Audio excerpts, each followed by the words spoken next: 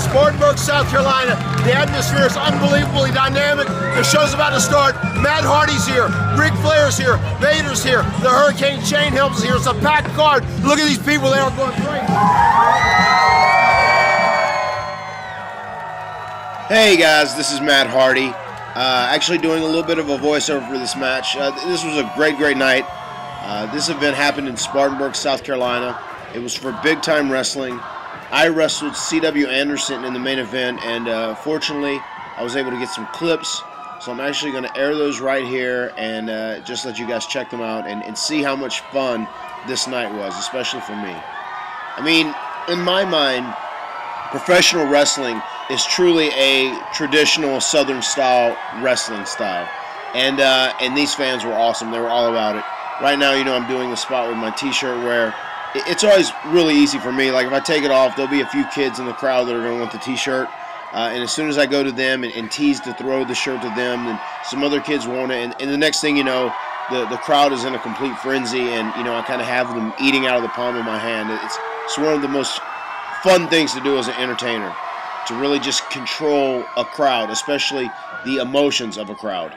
And right here you see me give my T-shirt to referee Tony Hunter, and I'm going to actually have him throw it out because I don't want to mislead any of the fans that thought I was going to throw it to them specifically. So I have the ref take the heat. That's what I do here. Anyway, we clap and it's time to get into action. Now it's all downhill for me from here on out because now I have to take bumps. So chant Hardy very loudly because they make the bumps much easier. Right there I'm telling C.W. Anderson, you suck. And I may have been motivated to get the crowd to chant that. I'm not sure. Actually I am sure. I was motivated to get the crowd to chant, you suck at C.W. Anderson. It's funny, the older you get and the more beat up your body gets, the more you think about entertaining and the more you think about crowd interaction. It's awesome. The best thing I can say, if you can ever get crowd interaction and get the crowd to be entertained through your antics and your character as well as being healthy and being a great worker, that's when you're at the top of your game. And it's hard for guys to do that. It really is. A lot of times you don't learn how to work smart and entertain until you get hurt. But it is what it is. It's a great business, and I've had a great career, and I've really enjoyed it. All right, here we are with CW. Another lockup. CW is a phenomenal wrestler. I have nothing but the best things to say about him.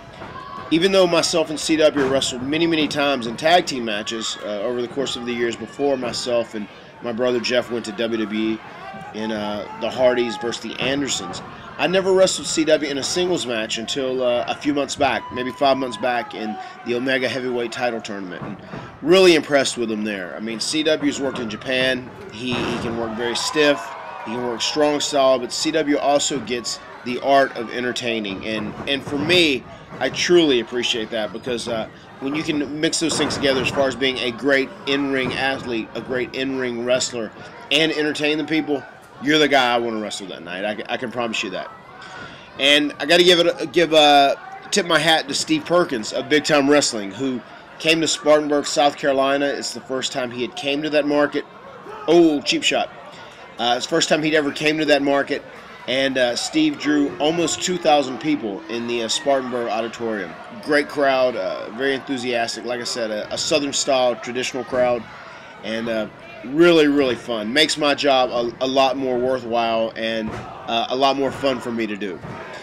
Right here, CW, I am taking him turnbuckle to turnbuckle. And it's funny, this is not the style a guy would use in Japan, obviously, but CW totally gets it, man. We went traditional on this night. And thank God CW didn't beat me up that bad. And outside the ring here, I can tell you, one of these rights I threw almost broke my hand. I hit CW so hard. And I was just waiting on the receipt the whole while whenever I got into the ring. CW, though, consummate professional. Tough guy. We don't see eye to eye. I don't think we have a lot in common. I don't think we're going to be sharing a lot of the same hobbies. But I do respect him as a professional because he is truly good.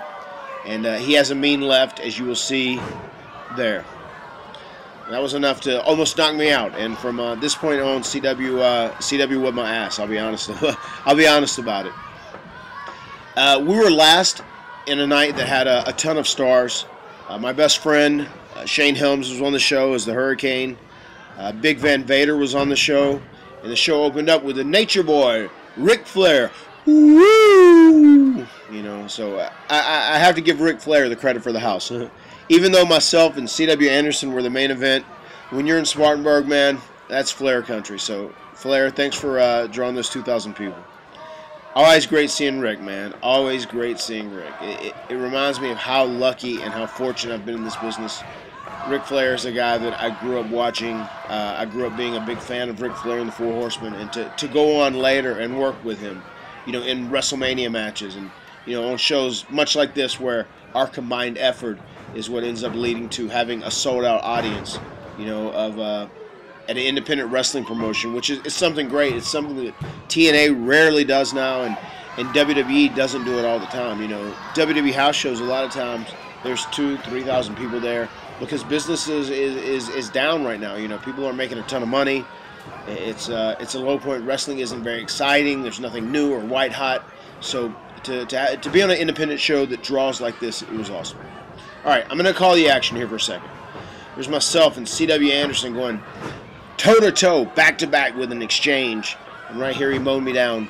It looks like it is going to be all over for the man who will not die, except he will not die. Right now it's time for a little bit of a comeback, firing away on these punches. And I'm sure I owed CW after all the potatoes and all the hard licks he gave me, especially with his right. If he punches with his right, you know it's going to be stiff. It's going to be hard because he's a lefty. Closes on Bulldog from the corner. He kicks out. Patent Matt Hardy. Now we go here. And a lot of people ask me about this. Why did this change to the elbow to the back of the neck as opposed to the leg drop? Well, long story short, after doing the leg drop for almost 10 years straight and on WWE doing it, you know, 250, 300 days a year, after the leg drop I did off the cage, wow, that was a great spot right there. He just came out of that and super kicked me, and fortunately I was by the ropes. I was able to roll out of the ring, and that probably saved me from getting beat at this moment. Back to my story, I was saying, the leg drop I did to Edge off the cage, I couldn't walk right for almost 6 months after that, and it really messed up my hips and lower back. So as I got older and my body got beat up, that's when I ended up switching from the leg drop off the second to the elbow to the back of the neck off the second, just to ensure that I had a little bit longer of a wrestling career. All right, here we go. CW getting me back into the ring, trying to get that cover. Cut him off. DDT. DDT, made famous by Jake the Snake Roberts and my mentor, the fabulous Freebird, Michael P.S. Hayes. P.S. stands for Purely Sexy. Right here, I'm trying to reel the crowd, trying to get the crowd to come in behind me. It's time to get that twist of fate. There's nothing better than when I start doing, as my wife calls it, the crab dance, and the crowd comes, twist of fate, twist of fate. That really makes my day. Just so you know, if you're ever in the crowd, do that. Can't quite get it. CW pushing me off, and there's that famous Anderson spine buster. This might be it. Not today. Fortunately, I was resilient enough to kick out of that. I'm stronger than death. Fortunately, I was stronger than a spine buster. All right, here we go. CW's showing a little bit of frustration. We're really getting into the meat of the match. This is when matches get really fun. If you're a fan or you're a competitor, once you get past the babyface comeback, so to say, and you get into these false finishes, that's when things are fun. The crowd is great right now, chanting for me, trying to rally behind me. Catch of the super kick. I got him. Oh, I don't. Watch that left. That left hurts, always. Thank God the rope was there to catch me and stop me from being knocked out. Quick reversal. Side effect. Let's get that 1-2 combo if we can get it. Can we get it? And yes, twist of fate. Fantastic. Stick a fork in him. C.W. Anderson's done. And ladies and gentlemen, that was Matt Hardy versus C.W. Anderson. You got a special little glimpse of it. I hope you enjoyed it. I really did. It was a lot of fun on my behalf. It was a great night. If you were in Spartanburg, South Carolina for Big Time Wrestling, thank you. We loved you. It was very, very great. Adios, amigos. Of the Spartanburg Memorial Auditorium and Big Time Wrestling, my name's Sean Rose. Thank you very much for coming, joining us. Keep coming back. I got a family to feed. Get with it, boy.